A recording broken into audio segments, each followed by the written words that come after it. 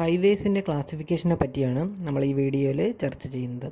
ഹൈവേസിനെ അതിൻ്റെ സ്ഥാനത്തിൻ്റെയും ഉപയോഗത്തിൻ്റെയും അടിസ്ഥാനത്തിൽ തരംതിരിച്ചിരിക്കുന്നു. അതിലൊന്നാണ് നാഷണൽ ഹൈവേ എന്ന് പറയുന്നത്.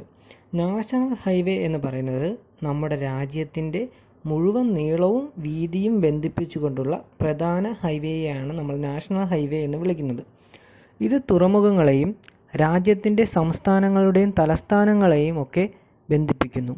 നമ്മുടെ രാജ്യത്തിൻ്റെ പ്രതിരോധത്തിനായിട്ടുള്ള തന്ത്രപരമായ പ്രവർത്തനങ്ങളിലും NH ഉൾപ്പെട്ടിട്ടുണ്ട്.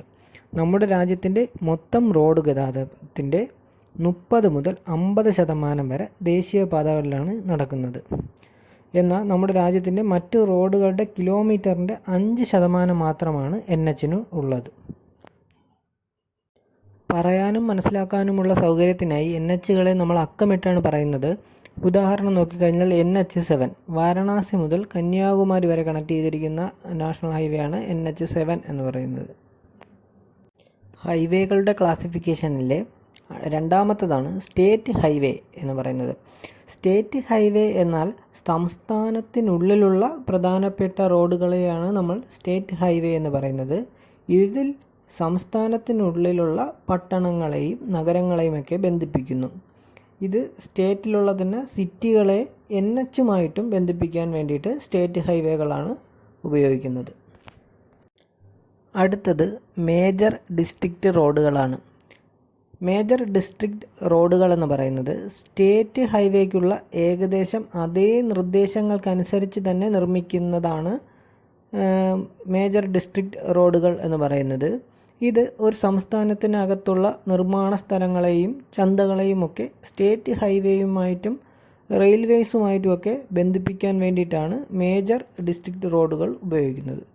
അതേപോലെ തന്നെ അടുത്ത ക്ലാസിഫിക്കേഷനിൽ വരുന്നതാണ് അതർ ഡിസ്ട്രിക്റ്റ് റോഡ്സ്.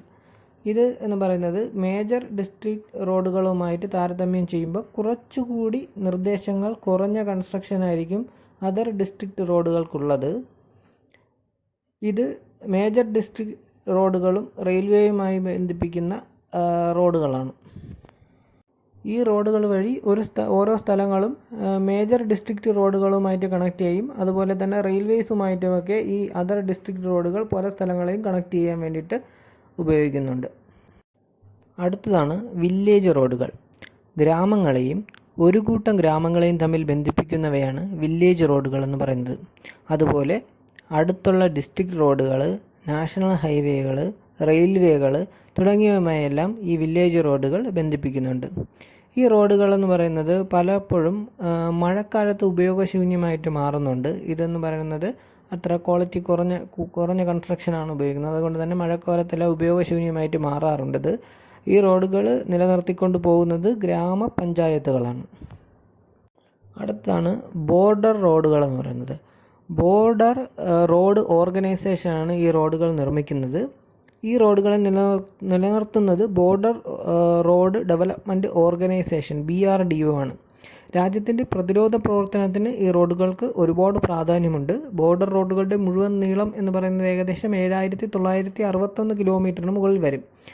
മണാലി മുതൽ ലേ വരെയുള്ളതാണ് ഏറ്റവും നീളം കൂടിയ ബോർഡർ റോഡ് എന്ന് പറയുന്നത്.